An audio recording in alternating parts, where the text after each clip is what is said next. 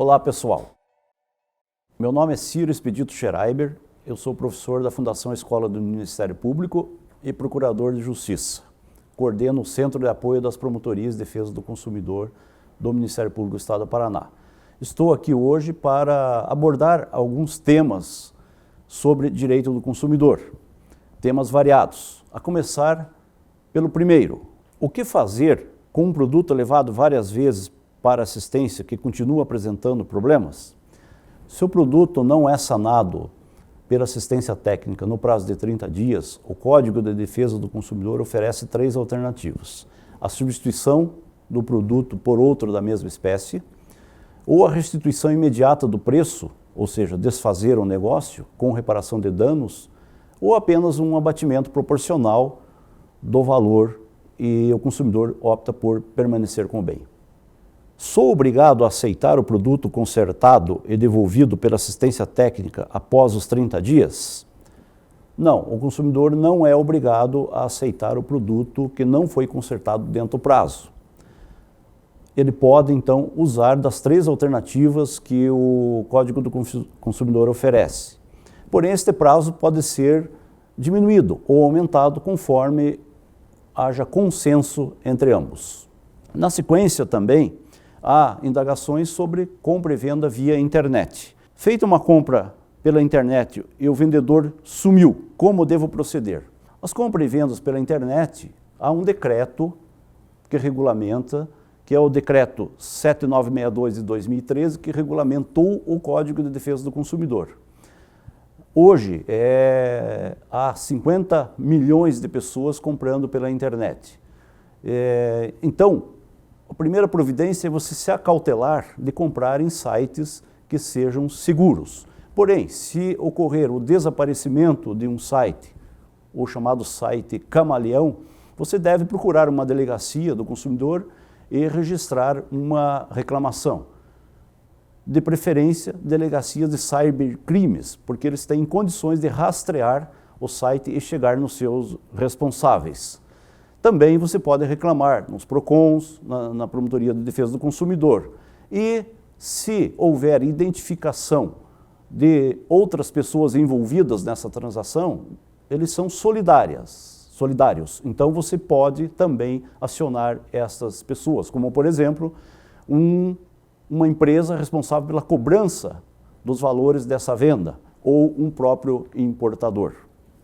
Também, na sequência, nós podemos responder qual o procedimento a ser adotado quando houver queda ou descarga de energia que ocasiona danos ao produto?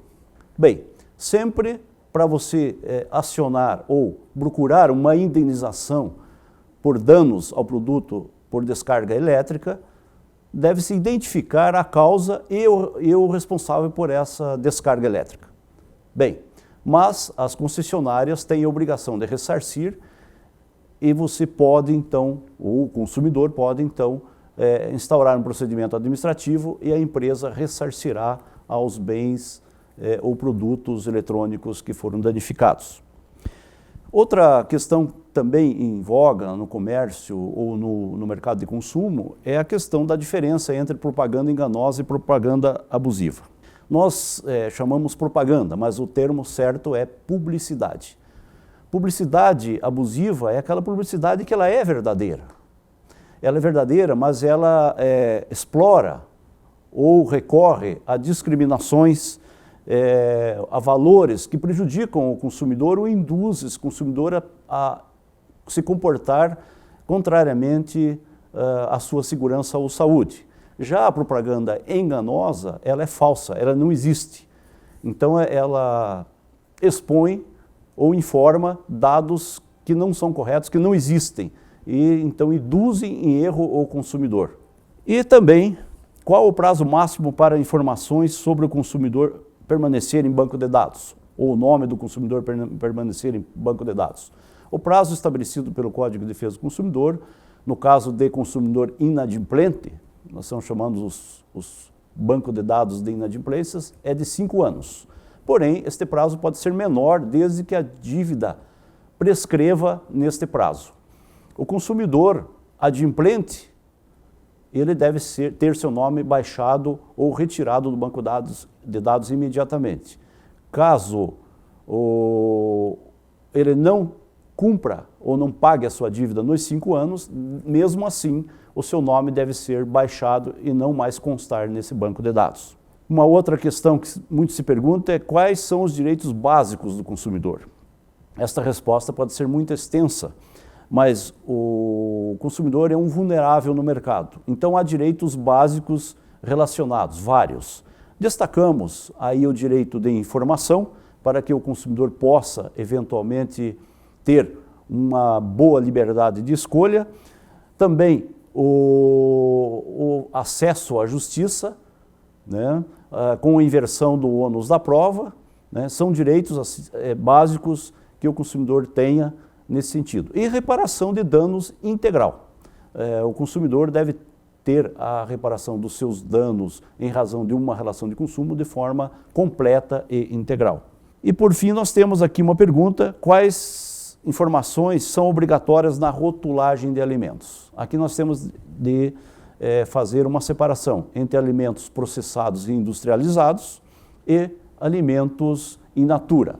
Os alimentos industrializados, eles o rótulo deve ter ou deve carregar todas as informações nutricionais, como a questão dos carboidratos, do sódio, etc. Mas principalmente trazer a informação que assegure o consumidor naquela questão dos portadores celíacos, por exemplo, de doenças celíacas. Então não pode ter glúten, deve ser informado este fato na rotulagem. Também aqueles que não podem consumir muito sódio, tem que haver essa informação da quantidade de sódio, para preservar então a característica daquele consumidor, que ele possa escolher entre consumir ou não aquele produto. Todavia, se o produto for hortifruti granjeiro ou um produto in natura, deve cumprir uma resolução que nós temos aqui estadual de rotulagem dos hortifrutis, principalmente descrever o produto, a sua origem, né, prazo de validade e o registro do produtor no cadastro do ICMS. São essas então as questões mais relevantes que nos foram passadas e que nós procuramos responder. Muito obrigado.